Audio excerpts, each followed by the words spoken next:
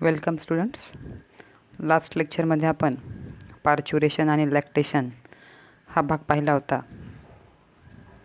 तर आजच्या लेक्चरमध्ये आपल्याला रिप्रोडक्टिव्ह हेल्थ काय आहे ते पाहायचे. इन जनरल हेल्थ आपल्याला इश्यू माहीत आहे की what is a health. That is healthy condition of all the organs and their functions. Okay, तर रिप्रोडक्टिव्ह हेल्थ काय आहे पाहू. According to WHO, that is World Health Organization, reproductive health means a complete well-being in all the aspects of reproduction, its emotional, behavioral and social aspect among with respect to the physical structure.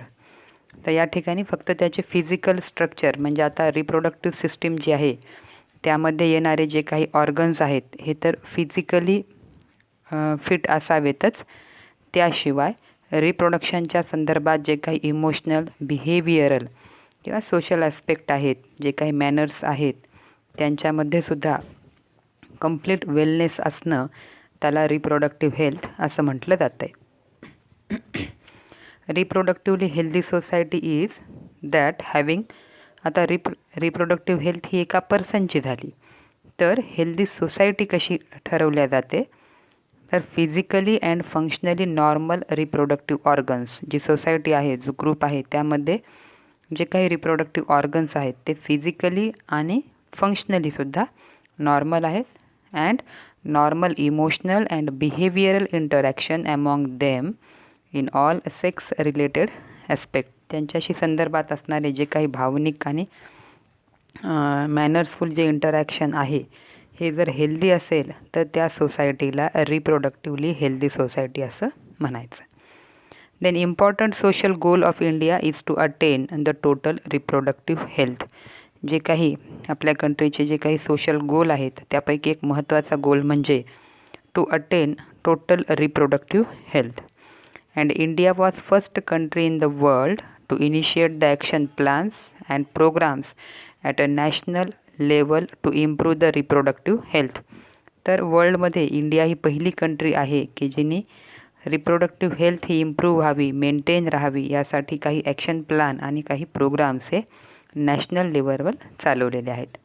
All programs conducted they are under reproductive and child health care department or program. तर याच्याशी संदर्भात इंडियाचं जे काही department आहे त्याचं नाव आहे RCH, reproductive and child health. तर त्याच्या अंडर ह्या रिप्रोडक्टिव्ह हेल्थच्या संदर्भात जे काही प्रोग्राम्स कंडक्ट केलेले जातात ते हे कंडक्ट करत असतात. Then goals of RCH programs are. First one is to create awareness among the people about various aspects related to reproduction. रिप्रोडक्शनच्या संदर्भात जे काही वेगवेगळे मुद्दे आहेत याच्या संदर्भात अवेअरनेस तयार करणं, that is the important goal. Then second is to provide the facilities to people to understand and build up reproductive health. Reproductive health build करण्यासाठी जे काही पर्सन्स आहेत, जे काही पॉप्युलेशन आहे त्यांना योग्य फॅसिलिटी पुरवणं हे एक गोल आहे. त्यानंतर to provide support for building up reproductive healthy society. त्यासाठी आवश्यक जो काही लागणारा सपोर्ट आहे ते पुरवणे. And to bring about a change mainly in 3 critical health indicators. आणि महत्त्वाचं ज्या 3 क्रिटिकल कंडिशन्स कंट्रीमध्ये पाहायला मिळतात तर त्या संदर्भात महत्त्वाचे किंवा आमूलाग्र बदल करणं, जसं रिड्युसिंग टोटल इन्फर्टिलिटी. इन्फर्टिलिटीचा जो वाढता रेट आहे तो कसा कमी होईल. शिवाय infant mortality rate and maternal mortality rate. आता हे जे दोन्ही बाबी आहेत at the time of delivery किंवा पार्च्युरेशन यावेळेस जी काही निष्काळजीपणा केला जातो त्यामुळे तरी इन्फंट मॉर्टॅलिटी रेट म्हणजे जे नवजात बालक आहेत त्यांचा मृत्यूदर आणि मॅटर्नल मॉर्टॅलिटी रेट म्हणजे मातृ जो काही मृत्यू रेट आहे तो. आता ह्याचे कारण काय. इन्फंट मॉर्टॅलिटीचं एक तर at the time of delivery असू शकेल किंवा त्यानंतर घ्यायची जी काळजी आहे, वॅक्सिनेशन आहे किंवा इतर त्याचं मालन्यूट्रिशन होणार नाही हे आहे. तर या सगळ्या गोष्टींची काळजी घेणं किंवा मॅटर्नल मॉर्टॅलिटी जो की डिलेव्हरीनंतर येणारा जी काही ट्रीटमेंट आहे किंवा जो काही थकवा आहे किंवा त्यावेळेस होणारे जे काही आजार आहेत तर ते निष्काळजीपणे जर हाताळले तर मॅटर्नल मॉर्टॅलिटी रेट हा वाढतो. आणि हे दोन्ही रेट, दोघांचेही मॉर्टॅलिटी रेट कमी असावेत या संदर्भात प्रॉपर अवेअरनेस तयार करणं, this is also important goal of RCH. तर 3 क्रिटिकल हेल्थ इंडिकेटर कोणते आहेत? नंबर 1, इन्फर्टिलिटी रेट रिड्यूस करणे, reduce the infant mortality rate and maternal mortality rate. These are the goals.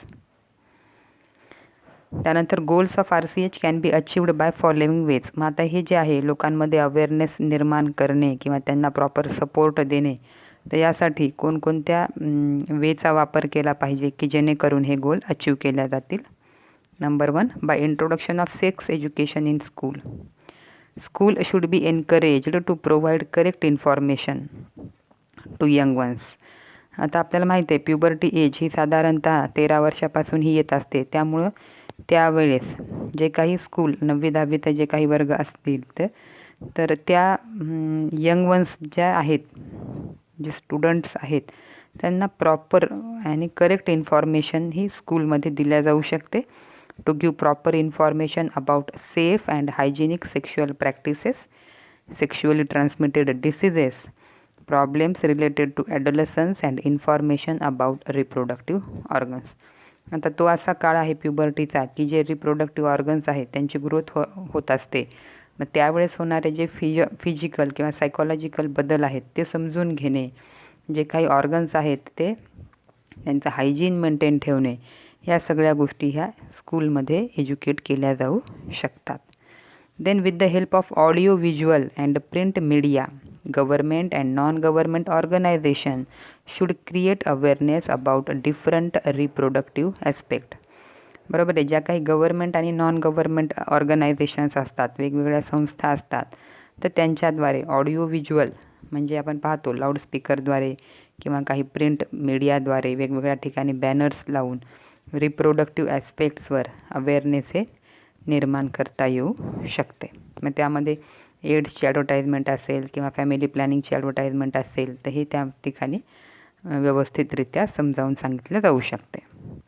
Bye educating the teenagers or the younger generation about birth control measure, prenatal care of pregnant women and postnatal care of mother and child, importance of breastfeeding. आता हा जो मुद्दा आहे आपण पाहतो की आशा workers वगैरे जे असतात तर ह्या विलेज प्लेसला किंवा खेडेगावांच्या ठिकाणीसुद्धा ह्या बर्थ कंट्रोल मेजर्सबद्दल माहिती देणं किंवा प्रीनेटल केअर, प्रेग्नंट असताना त्या वुमनला जे काही मेडिसिन आहे, TT इंजेक्शन्स आहेत, जी घ्यायची काळजी आहे ती, किंवा डिलिव्हरी झाल्यानंतर जी घ्यायची काळजी आहे मातेची आणि त्या बाळाची, त्याशिवाय ब्रेस्ट फिडिंगचं इम्पॉर्टन्स सांगणं हे सुद्धा शक्य आहे. By developing awareness about problems arising due to uncontrolled population growth and sex related crimes. आता सगळ्यात महत्त्वाचा मुद्दा, ही काय जी पॉप्युलेशन वाढायली तर ह्या वाढलेल्या पॉप्युलेशनमुळं सगळ्यांना जे प्रॉब्लेम्स फेस करावे लागणार आहेत त्याच्या संदर्भात, मग ते शैक्षणिक असोत किंवा हेल्थच्या संदर्भात असोत, बरोबर आहे. तर हे जे प्रॉब्लेम्स आहेत यांच्याबद्दल लोकांमध्ये जागरूकता आणणं आवश्यक आहे. त्याशिवाय सेक्स रिलेटेड क्राईम्स जे वाढत आहेत त्याच्या संदर्भात सुद्धा अवेअरनेस हे निर्माण करता येऊ शकते. By creating awareness about statutory ban on amniocenteses for sex determination. आपल्या समाजामध्ये आपण बऱ्याच वेळा पाहतो की मेल चाइल्ड जो आहे त्याच्यासाठी लोक सेक्स डिटर्मिनेशन आणि त्यासाठी जी टेक्निक वापरली जाते तिचं नाव आहे ॲम्निओसेंटेसिस. ॲम्निओसेंटेसिसद्वारे क्रोमोझोमल स्टडी करून ते चाइल्ड मेल आहे का फिमेल आहे हे तपासल्या जातं आहे. आणि जर फिमेल फिटस असेल तर ते आपल्याकडे काय केलं जातं, डिस्करेज केलं जातं किंवा ते काढून टाकलं जातं. त्यामुळं ह्या ॲम्निओसेंटेसिसवर जो बॅन आहे त्याच्याबद्दल अवेअरनेस आणणं आवश्यक आहे. कारण लोक पाहिजे तेवढे पैसे देऊन आणि पाहिजे ते कुटाने करून हे सगळं सेक्स डिटर्मिनेशनसाठी प्रयत्न करत असतात. तर त्या संदर्भात त्यांच्यामध्ये जागरूकता आणणं आवश्यक आहे. By creating awareness about child immunization program. जसं आपण आत्ताच पाहिलं की इन्फंट मॉर्टॅलिटी रेट जर कमी करायचा असेल तर इन्फंट म्हणजे 1 वर्षाच्या आतले बालक, तर त्या काळामध्ये जेवढे काही इम्युनायझेशन किंवा वॅक्सिनेशन हे त्या बाळासाठी आवश्यक आहेत ते सगळे पूर्ण घेणे, त्यासाठी टाळाटाळ न करणे हे अवेअरनेस आणणं आवश्यक आहे. By educating couple to reduce mortality rate of newborn and maternal mortality rate. जे कपल आहेत त्यांच्यामध्ये प्रीनेटल चेकअप हे आवश्यक आहे. त्यानंतर पोस्टनेटल म्हणजे डिलिव्हरीच्या अगोदर आणि नंतर हे जे चेकअप आहेत हे जर व्यवस्थितरित्या केले तर मदर आणि न्यूबॉर्न या दोघांचा मॉर्टॅलिटी रेट हा कमी केला जाऊ शकतो. Then population of India in 2020 has crossed 1.3 billions. बरोबर आहे. सध्याची आपली जी पॉप्युलेशन वाढती पॉप्युलेशन आहे त्याचा विचार करणं आवश्यक आहे. And so government is taking serious measures to check this population growth. आणि त्यासाठी गव्हर्मेंट म्हणजे अतिउच्च पातळीवर पॉप्युलेशन ग्रोथ कंट्रोल करण्यासाठी वेगवेगळे प्रोग्राम्स राबवत आहे. And the most important step to overcome this problem, जर हा प्रॉब्लेम कमी करायचा असेल, पॉप्युलेशन ग्रोथ ही थांबवायची असेल तर is to motivate the society to have a smaller family. बरोबर आहे. तर लोकांना जागरूक करणं आवश्यक आहे की छोटी फॅमिली ही कशी सगळ्यांसाठी सुखी फॅमिली राहील. आणि त्यासाठी यूजिंग वेगवेगळे जे काही बर्थ कंट्रोल मेथड्स आहेत त्यांचा वापर करावा, ह्याच्या संदर्भात लोकांना प्रेरित करणे हे या संदर्भात आवश्यक आहे. जर पहिले हम दो हमारे दो असं असायचं, तसं हम दो हमारे एक. बरोबर. छोटा परिवार सुखी परिवार हे जे आहे याचं महत्त्व पटवून देण्यासाठी लोकांमध्ये बर्थ कंट्रोल मेथड्स, जे बर्थ कंट्रोल डिव्हायसेस आहेत तर ते पुरवणं, त्याच्या संदर्भात माहिती देणं हे आता गव्हर्मेंट मोठ्या प्रमाणावर करत आहे. पाहू आपण birth control contraceptives. The birth control measures which deliberately prevent fertilization are referred as contraceptives. मग कॉन्ट्रासेप्टिव्ज म्हणजे काय? असे बर्थ कंट्रोल मेथड की ज्यांच्यामुळं फक्त फर्टिलायझेशन हे थांबवलं गेलं पाहिजे. बरोबर आहे. इथं महत्त्वाचा मुद्दा फर्टिलायझेशन थांबवणं हा आहे. This method are useful to prevent unwanted pregnancy. आणि याचा मुख्य उपयोग जो आहे अनवॉन्टेड प्रेग्नन्सी, वॉन्टेड प्रेग्नन्सी जेवढे आवश्यक 1-2 आहेत तेवढं ठेवून जर चुकून प्रेग्नन्सी राहिलेल्या असतील तर त्या या मेथडने आपल्याला कमी करता येतात. And ideal contraceptive should be. जर आयडियल कॉन्ट्रासेप्टिव्ह कसं असलं पाहिजे? It should be easily available. बरोबर आहे. सगळ्या स्तरातील लोकांना इझिली अवेलेबल असलं पाहिजे. युजर्स फ्रेंडली, जे वापरणार आहे त्याला ते जास्त हानिकारक नसलं पाहिजे. देन इफेक्टिव्ह, त्याचा इफेक्टही तेवढाच चांगला झाला पाहिजे. And with no or least side effects, ज्याचे एक तर साईड इफेक्ट नसावेतच किंवा असले तर कमीत कमी साईड इफेक्ट असावेत. एवढे फॅक्टर जर त्या मेथडमध्ये असतील तर that will be the best contraceptive method. Then contraceptives are of 2 main types. One is the temporary method and other one is the permanent method. 2 method आहेत. एक आहे टेम्पररी आणि परमनंट. टेम्पररी म्हणजे ज्या काळापर्यंत म्हणजे प्रेग्नन्सी अवॉइड करायची आहे तोपर्यंत ते वापरायचं, आणि जेव्हा प्रेग्नन्सी आवश्यक आहे, पाहिजे आहे, बेबी पाहिजे आहे त्यावेळेला त्या मेथडचा वापर थांबवला जातो. आणि परमनंट म्हणजे काय? एकदा ती मेथड फॉलो केली तर त्यानंतर तुमची इच्छा असूनही तुम्हाला प्रेग्नन्सी ठेवता येत नाही. तर सुरुवात करूया टेम्पररी मेथडनी.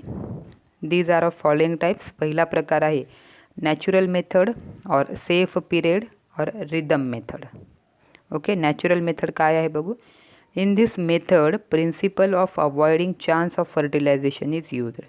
यामध्ये फर्टिलायझेशनचा चान्स हा कसा अवॉइड करता येईल याचा वापर केला जातो. A week before and a week after menstrual bleeding it is considered as safe period for sexual intercourse. आता आपल्याला मेन्शुरल सायकल ही माहीत आहे की साधारणतः मेन्शुरेशनच्या एक आठवडा अगोदर आणि 1 आठवडा नंतर हा सेफ पिरियड समजल्या जातो. कशामुळं? This is based on the fact that ovulation occur on 14th day of cycle.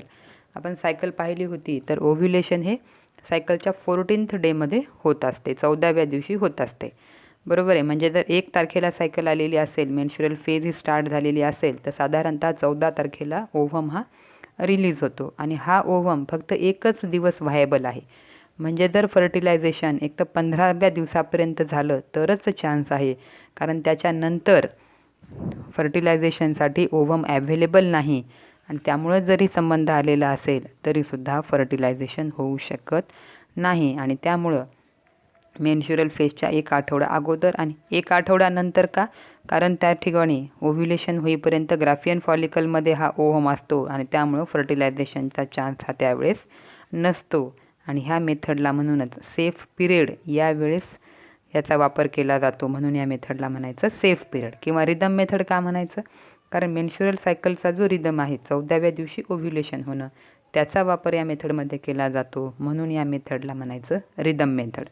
Natural method का म्हणायचं, because without any use of chemicals or any instrument ही मेथड वापरली जाते, म्हणून हिला म्हणायचं natural method. Then what is the drawback, high failure rate. ह्याचा failure rate हा जास्त आहे, कारण प्रत्येक वेळेस आपण ओव्ह्युलेशन कधी झालं हे सांगू शकत नाही आणि बऱ्याच वेळा जर इरेग्युलर मेन्स्ट्रुअल सायकल असतील तर ओव्ह्युलेशनसुद्धा इरेग्युलर असते, त्यामुळं this method is not safe method. Then second one is the coitus interruptus or withdrawal method. In this method, male partner withdraws his penis from vagina just before ejaculation and insemination is avoided. आता जो sexual intercourse आहे त्यामध्ये penis आहे हे व्हजायनामध्ये insert केल्या जाते, तर त्यावेळेस इजॅक्युलेशन होईल, त्या पेनिसमधून जे काही सिमेन आहे ते बाहेर पडेल आणि इन्सेमायनेशन होईल. परंतु या मेथडमध्ये काय, जो काही मेल पार्टनर आहे त्याच्याद्वारे पेनिस हे विड्रॉ केला जाईल, काढल्या जाईल, जेणेकरून त्या ठिकाणी इजॅक्युलेशन आणि इन्सेमायनेशन होणार नाही, स्पर्म वजायनामध्ये डिपॉझिट होणार नाहीत आणि फर्टिलायझेशन होणार नाही. Then drawback is also high failure rate आहे का, कारण before pre ejaculation the pre ejaculation fluid that may also contain sperm, आणि ज्याच्यामुळं फर्टिलायझेशनचा चान्स असू शकतो. फक्त इजॅक्युलेशनच्या वेळेसच स्पर्म हे डिपॉझिट केले जातात असं नाही, तर जे प्री इजॅक्युलेटिंग फ्लूइड आहे त्यामध्ये सुद्धा स्पर्म्स हे असू शकतात आणि त्यामुळं फर्टिलायझेशन हे होऊ शकते. Then third method is lactational amenorrhoea. Amenorrhoea म्हणजे ॲब्सेन्स ऑफ मेन्स्ट्रुएशन आणि लॅक्टेशन म्हणजे ब्रेस्ट फिडिंग जी टाईम पिरियड आहे that is lactational time. This method is based on the fact that ovulation does not occur during intense lactation after parturition. आता ही method कधी वापरली जाते की अकॉर्डिंग टू धिस मेथड, या मेथडमध्ये काय वापरलं जातं तर जेव्हा पार्च्युरेशन नंतर जी लॅक्टेशनची फेज आहे तर त्या काळात ओव्ह्युलेशन हे होत नाही, गॅमेट्स हे तयार होत नाहीत आणि त्यामुळं as long as mother breast feeds the child fully chance of conception is almost negligible.